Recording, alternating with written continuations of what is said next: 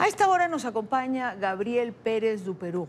Él es investigador adscrito a la Secretaría Académica del Colegio de Frontera, que acaban justamente de hacer un estudio en relación a a la migración y a lo que se está presentando. Tratar de darle otra visión. Bienvenido, buena tarde. Gracias por acompañarnos. Al contrario, muchas gracias a ustedes por la invitación. Yo quisiera comenzar preguntando, ¿cómo definimos las caravanas de migrantes que pareciera no se detienen?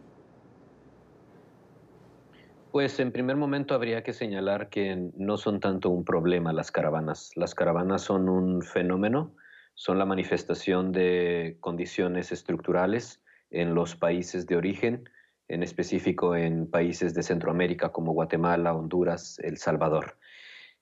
Son una manifestación de problemáticas estructurales a nivel global que requieren atención inmediata de parte de todos los estados.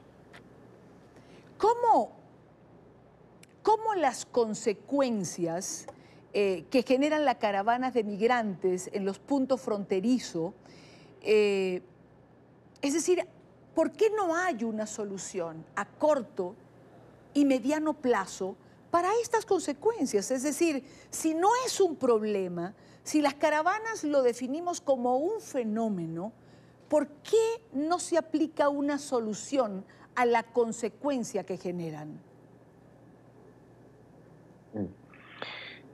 Las caravanas, desde que ingresaron a territorio mexicano, que cabe mencionar que esta no ha sido la única caravana. México ha sido escenario de otras caravanas en el pasado. Existe, por ejemplo, las movilizaciones de madres que están en búsqueda de sus familiares que son desaparecidos en territorio mexicano, que se desconoce su paradero por diferentes problemáticas. También hay movilizaciones, caravanas con características religiosas, como son los viacrucis, que realizan también poblaciones centroamericanas a través del territorio mexicano y que son acompañadas por iglesias, sobre todo por las iglesias católicas. Esta caravana en particular lo que ha puesto de manifiesto es tanto las características de las personas, de la población migrante, las características de por qué salen de los territorios en Centroamérica y que eso algunos activistas han llamado a estas caravanas como un éxodo, como una salida masiva de poblaciones desde Centroamérica. Evidentemente, desde que ingresaron a territorio mexicano esta última caravana, pues hubo una manifestación de las capacidades institucionales de los tres niveles de gobierno, desde el municipal, estatal y el gobierno federal. Las imágenes que circularon por todas las redes sociales, por muchos medios de comunicación, lo que expusieron es que el Estado se está viendo rebasado en sus capacidades para gestionar los flujos migratorios. En efecto, al llegar esta caravana a la ciudad de Tijuana, lo que ha puesto nuevamente de manifiesto es que los estados aún no han logrado desarrollar una política migratoria integral, transversal, que cuente con participación de distintas instituciones de gobierno, de los distintos niveles de gobierno y organizaciones de la sociedad civil. En efecto, es un fenómeno que pone de manifiesto la necesidad y la urgencia por tener capacidades de gestión migratoria y una política migratoria estatal con capacidades para gestionar estos flujos. Si tomamos en cuenta lo que deja esta caravana, las razones por las cuales se migra, según el testimonio de los propios migrantes: inseguridad, falta de condiciones de vida, buscar nuevas oportunidades. Las condiciones de los países donde se origina no van a cambiar, es decir, van a seguir las mismas razones que los expulsan, por lo menos a corto plazo. ¿Cómo articular una política que dé respuesta en ambos países, tanto en México como en Estados Unidos, y no tener estas crisis en momentos picos como el de ahora? Lo que haría falta en el caso de México es fortalecer el marco legal, fortalecer a las instituciones y ampliar las opciones, porque las hay, pero ampliarlas un poco más, las opciones para recibir de manera temporal o humanitaria a casos de nacionales centroamericanos.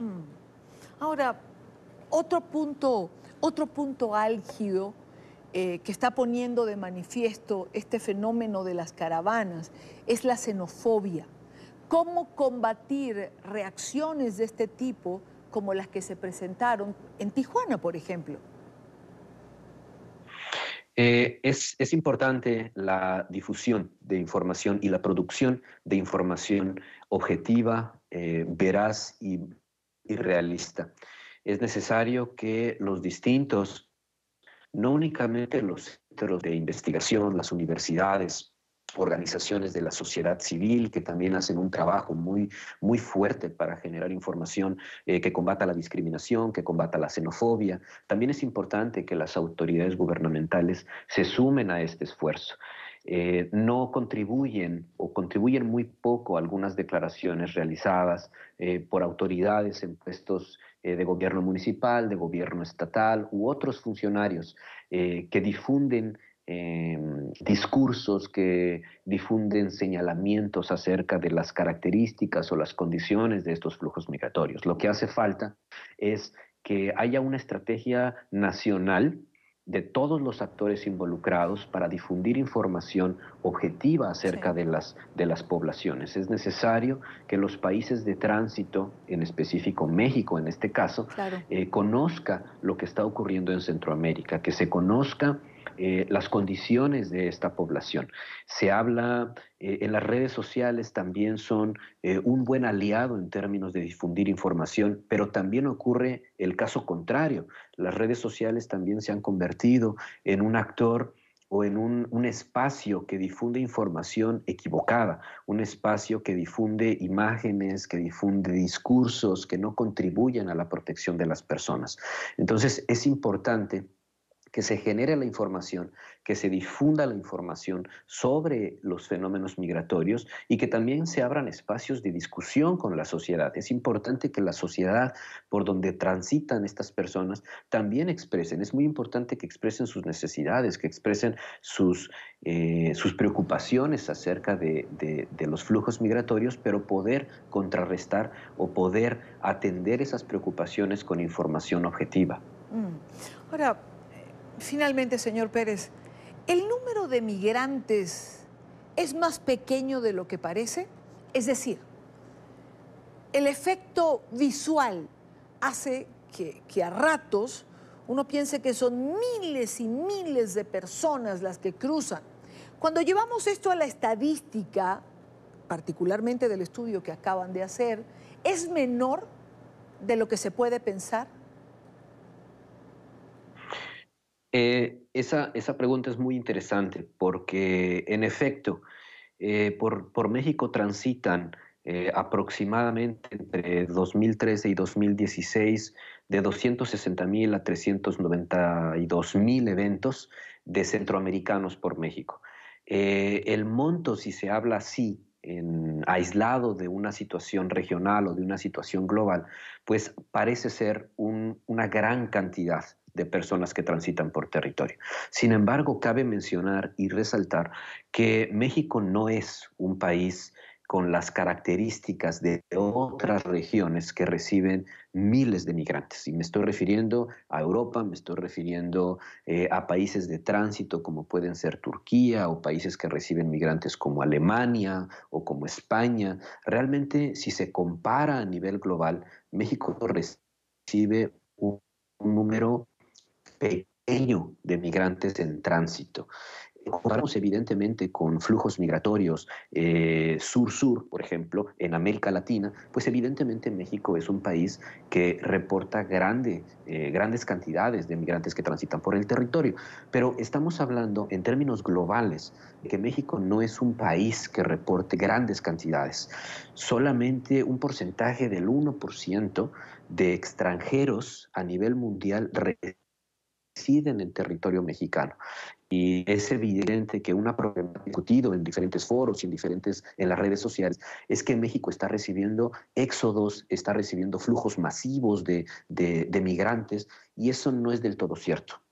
Realmente tenemos una proporción pequeña de migrantes que ingresan y que permanecen en territorio mexicano.